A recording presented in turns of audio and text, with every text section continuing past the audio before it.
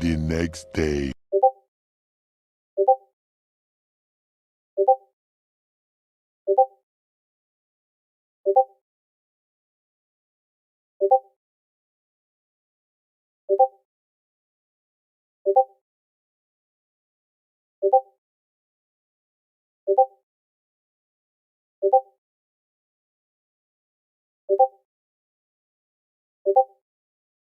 What's the biggest difference between a lizard and a dragon? One flies and the other doesn't.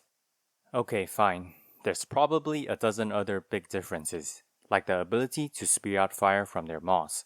But hear me out here. For those of you who have played with Dragon Breath incantations, you might know that the named version of the Dragon Breath allows for better turning and the ability to jump up into the air before you cast the move. However, there is one thing you might not know. In order for you to follow up on the Dragon Breath in the air, the seal must be held in your main hand or two-handed. You cannot extend the Dragon Breath attack with the seal in your offhand. Furthermore, the ability to jump into the air is not a guarantee that your Dragon Breath will go off. More experienced opponents will hit you out of the air even with a simple throwing dagger. So how can I use the named Dragon Breath without suffering from such a downside, since I want the better free aim ability? Well, my solution is to use Endure in the main hand, which will allow me to be unstaggerable until after the Dragon Breath already starts attacking. And this is exactly why I'm calling this build a lizard, because there is no longer any need to jump into the air after casting your Endure. And now let us take a look at the build, which is structured in the format where the lizard sort of evolves into a dragon. This is the stat distribution I've settled on. Dragon Communion Seal scales to Arcane better than it does to Faith. The 36 Faith requirement is met for Placidusax's Ruins requirement.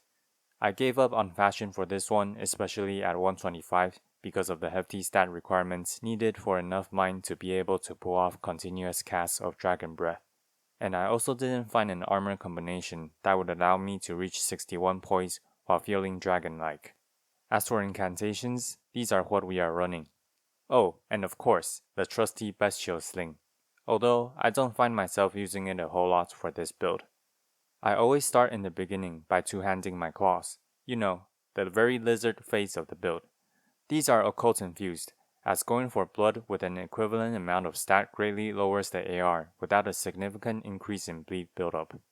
For claws with already high base bleed, occult works well.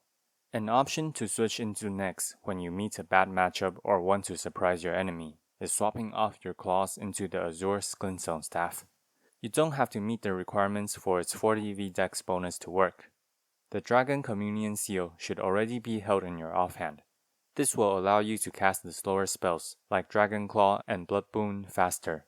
For Dragon Claw, you don't need the Endure since it comes with 450 Hyper Armor. Another combination you can also do is un-two-hand your claws in order to hold your claws in your main hand and the Dragon Communion Seal in your offhand. This would allow you to do your strongest incantation combos. This is the part where you basically turn into a dragon. Endure into either Decay or Greyol's Roar. Decay for longer distances and Greyol's for closer ones. Because you also lead with Endure and the beginning animation of Greyol looks like a breath attack too, you can trick your enemies into taking a load of damage. Enemies will often realize after their first projectile fails them versus Decay because of the Endure that they must keep dodging the free aim Dragon Breath or get really close to punish you after the breath attack has already started. This is where Greyol's can catch anyone around you, including roll catching them in surprise because of its roar timing and duration. As a bonus, Greyol's also reduces the enemy's damage by 15% and increases your damage against them by 10% for 60 seconds. Placidusax is a great option as a finisher to close off games. A final note, I included Blood Boon and Dragon Claw more for the fun of the build, in case the requestee likes variety, rather than spamming the more OP combo over and over again. You can easily do without these two incantations and the Azure Glintstone Staff, as they are far less effective against better players, which would leave you with these 4 incantations and 4 more weight to wear heavier armor. You can give both versions a try, but if you don't like these 2 incantations, you can simply drop them. For the physic, I went with the opaline heart tier and the crimson bubble tier. Alright, enough talking and let me show you what this dragon can do. He should be bleeding soon. Let's trade this. Yep, that's the bleed. Okay, we'll try to do more attacks. Okay, since he's doing that, we'll make space and blood boon. And we'll keep the bleed ticks going. Maybe we'll just finish this with claws without using any of our other fancier incantations. A claw win. Oh, nice. There we go. Hit and dodge. Do some poking, and spamming that Ash of War won't really help him. Okay, we can try to apply some bleed from range. Alright, you know what? We can close this game off with our Dragon Breath. And free aim is the key. Even if they circle around you, if you catch them like this, you win. Dodge here. Still poke even if we're using claws. Fine. Dragon Claw. Let's see if we can catch with the second one. Nope, he didn't come in. I shouldn't have done the second one. Okay, we should have enough range. Let's see. Maybe we'll end this with the breath. And once again, free aim this. There we go. He's playing really defensively with curved swords, so let's just decay him. And once again, free aim and predict where they're going to go. Okay, let's see if we can close this off with claws. Okay, yeah, not much to this. He's playing defensively, and we'll just win the game with rots at this point.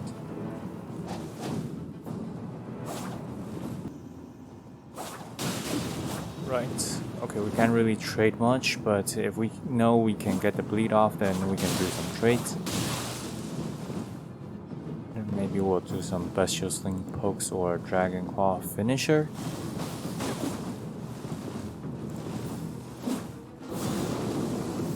Right, dodged again. Oh, that didn't catch. Okay, that was scary. Veil. Fine, we can do it. Endure Grey Rolls. I don't think he'll expect this because Grey Rolls over the decay because it's really aggressive, so we can do it at close range.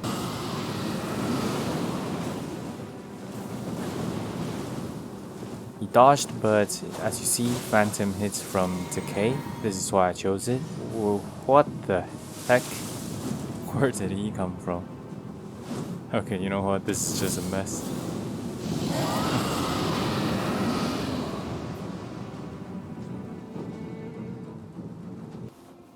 Power Stance Straight Swords. In my practice matches, oh dude.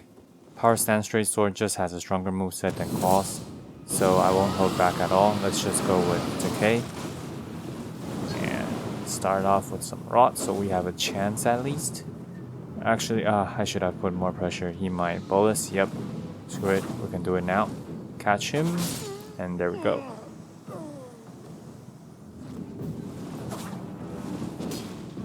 Bleed. Nice. Oh, that was too close. That was my bad. Misplay there.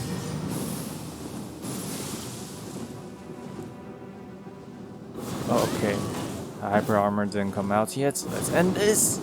I mean, that was super risky on my part, but at least it worked out well. Oh, dodge. Once again, timing. With sleep, well, just one is not that bad, so he doesn't have enough poise to even tank Claws. Nice. Okay, we'll dodge this, and then let's finish this with a breath. And there we go. Boom. Prediction rolls. And caught. Okay, oh my bad, that was a crap aim. Let's try to use our breath attack to save this while he's far away. Oh no, he came close. Oh no, I think he can just poke me here if he's smart. Yep, GG, a well-deserved win on his side. Two-handed twin blades, the move we have to watch out the most is the heavy running attack, because that attack is actually really fast. At least the first hit is. And okay, she's giving us distance, we can do this. Okay, that was a positive trade for us. Now that she's seen our breath attack, we can actually do a Grayos and end this instead. And poke her once to make her roll, and Grayos. Yep, I don't think she expected us to swap to Grayos instead of doing the breath attack.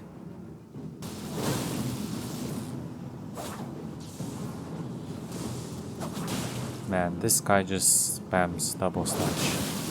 And with that range, we can't really do much with claws. I tried already, so let's swap to our incantations to cover for our short-ranged claws. Oh, he's gonna spam us with that. Okay. We can still win. Yep, he gave us space. No problem. Okay, you know what? Let's end this with Placidus Axe. We are finally using this incantation.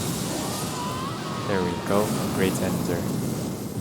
This is the same guy, so we aren't gonna pull any punches. And you see that? Endure, we just tank through the pots and damage him instead. Okay, once again. He gave us too much distance, which was his mistake.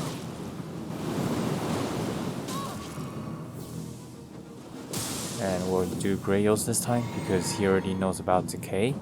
He's gonna try to punish us by getting close, or I'd assume. And Grayos. There we go. Since he saw us do Placidus Axe, let's actually do a jump attack mix-up. So we'll do the jump attack first, since if he dodges Placidus Axe, we're screwed. But if we just do the jump attack poke, even if he dodges, we can still do the Placidus Axe after. Okay, I guess that's weird, but oh well. Might as well treat this as an invasion, and this narrow spot versus just one great sword, that's an easy spam win. Oh, what? Oh, okay, he wants to play. You know what? Sure, an invasion. And there we go. Well, alright. Thanks for watching, guys. Like and subscribe. And if you want to support the channel, please buy my book. You also get to request a topic of your own, just like this video too.